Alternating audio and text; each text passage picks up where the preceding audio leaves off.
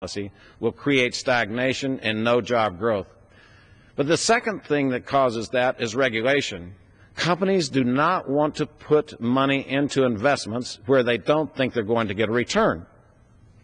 They cannot get a return sometimes because they're simply regulated out of business. For instance, consider the farmers in the San Joaquin Valley. Those were businesses. Those businesses were making money. They were paying the banks. They're buying land, and they're employing people. They're buying fertilizer.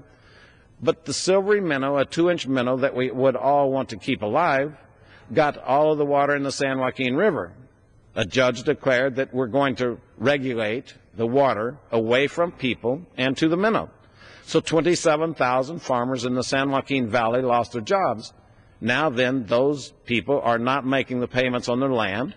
They're not able to feed their families. So instead of being productive members of society, they have now scooted to the top end of the equation, which is the second poisonous thing that we deal with in this, that when we kill jobs through taxation and regulation policies, we actually transfer more cost to the top of the equation, and that's the reason we're in such imbalance. 9.5% rate of employment means that we're going to have more people on welfare, food stamps, more people on assistance.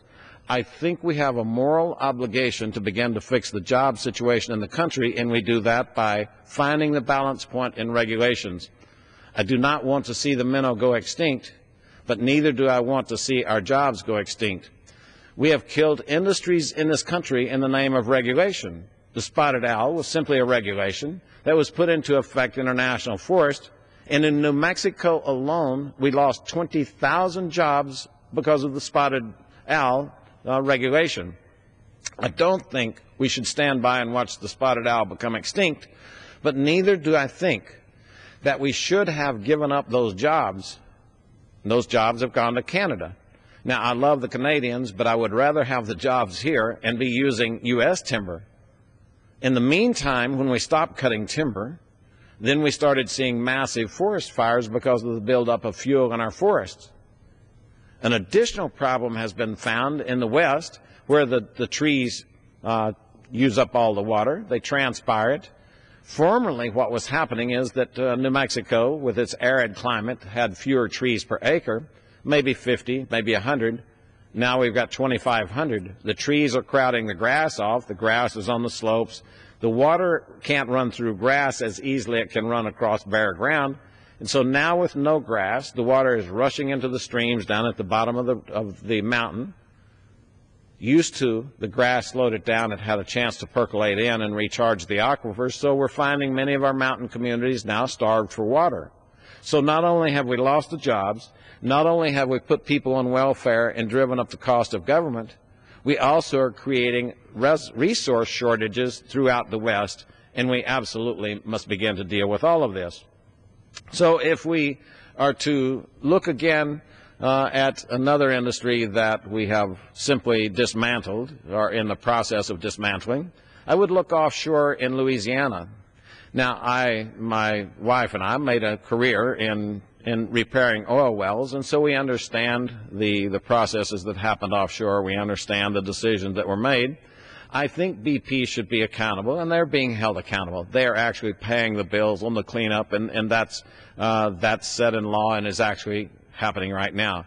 But I do not think that we should have taken 100,000 jobs. Those are jobs offshore that were making well into the six figures. High taxes being paid to the government because people were making good money. It's dangerous work, it's hard work, many hours, and yet we took probably 100,000 jobs from the Louisiana-Texas economy, and we've moved it now to a cost for the government. If we would begin to create the jobs again, if we would go back and rebuild the industries, the greatest solution for our budget crisis is that. Grow the number on the bottom, and as we create jobs, we pull cost from the top end of the equation. My friends, I do not believe that we have really the discretion to, I don't believe it's among our choices to not get our fiscal house in order. If we raise taxes in order to increase this, which many people suggest, we're going to kill jobs and we get a wash, maybe no increase, maybe even a decrease. If we will set about curing the imbalance in our tax rate for our U.S. corporations, I think then that job growth would become explosive if we would also find the pendulum, bring the pendulum to the middle of the equation where we can protect species, protect the environment, protect the workers, and at the same time create jobs. I think Americans are hungry for us to begin to solve the problems in that fashion, rather than the partisan divide that says, no, we can't create jobs and those jobs shouldn't be here.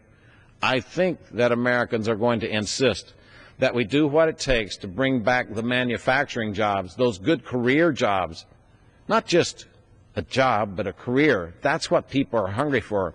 They would like to be able to plan their life, to plan for retirement, to plan for college for their kids, to pay off a house, to build a nest egg.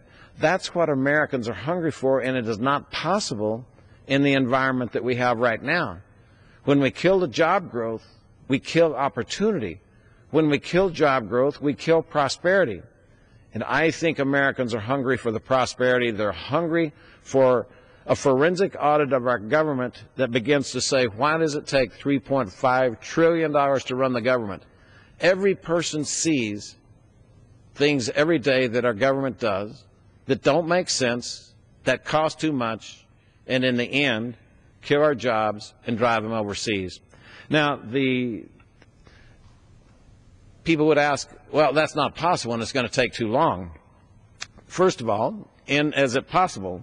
Yes, if we establish 3.5% rate of growth, then these numbers begin to balance up and we begin to cure the budget shortfalls, both for every state and for the entire nation.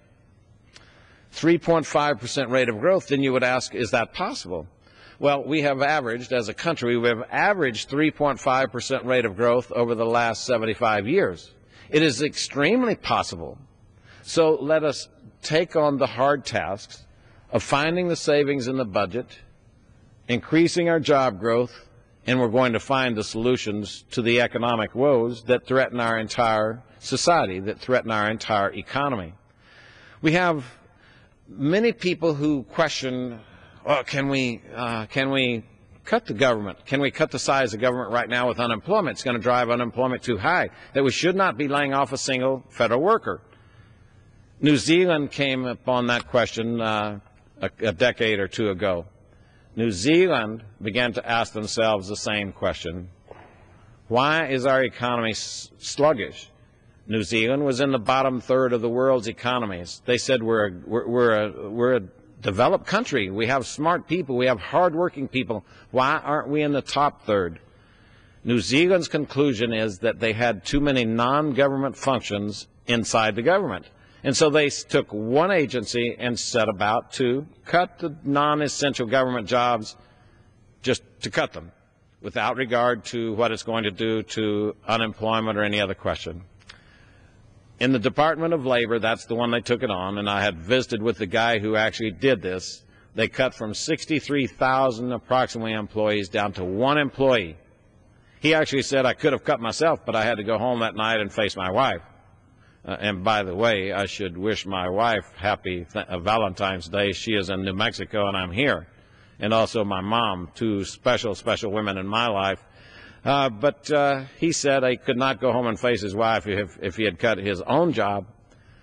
So from 63,000 down to one. Now the people who worry, can we cut jobs from the government without it affecting the unemployment? What happened in New Zealand would happen here. They jumped from the bottom third of the world's economies to the top third. That's because the people that they laid off from government went outside. Those functions transitioned outside the government, and they began to be done at higher pay, with more efficiency, and with more purpose. And so actually the tremendous increase in their relative position worldwide, to jump from the bottom third to the top third, was the offshoot, and I think that we would see the same thing happen in our economy. Now, back in 2003, again, to whether we should have taxes, increase taxes or decrease taxes, does it work, does it doesn't work? Back in 2003, we gave the tax cuts under President Bush, and I was here at that point, voted for those tax cuts. When we cut the taxes, the growth rate was not 3.5%. It was actually about 1.25% rate of growth. Within 30 days, the economy began to boom up so that it finally got to 8.75% rate of growth, from 1.25% to 8.75%. Now, there was pent-up demand, and so people were buying new equipment and buying things and kind of a surge. And so that 8.75% finally moderated down to 5.75% and down to 4 and 4.25%, and finally into 3.75%, which again is all we need to fix the situation. It is not that complex. The picture is not that complex. People try to make it so here in Washington because they love to spend your money. But the truth is, the consequences are now on us. The truth is that we are facing catastrophic economic failures and inflation if we do not begin to pay attention to the fundamentals that are in play in front of us. So as we approach this week, the idea that we can only cut $100 billion is one that we should all question. We know there are greater inefficiencies. I'm going to propose a series of amendments that would cut even more, cut functions that I think could be delayed. We're going to suggest that the government maybe shouldn't be building a lot of projects, a lot of buildings right now. Surely we can take a moratorium on that for a year or maybe two. In the interest of future generations, don't we think that that's a sacrifice that we should make? Gentleman's time's expired. So these are the issues that face us this week. Mr. Speaker, I would conclude by saying that I think that it's achievable. The solutions are right at hand. We just have to have the will to create jobs and cut the size of the budget. And with that, I yield back the balance of my time. Gentleman yields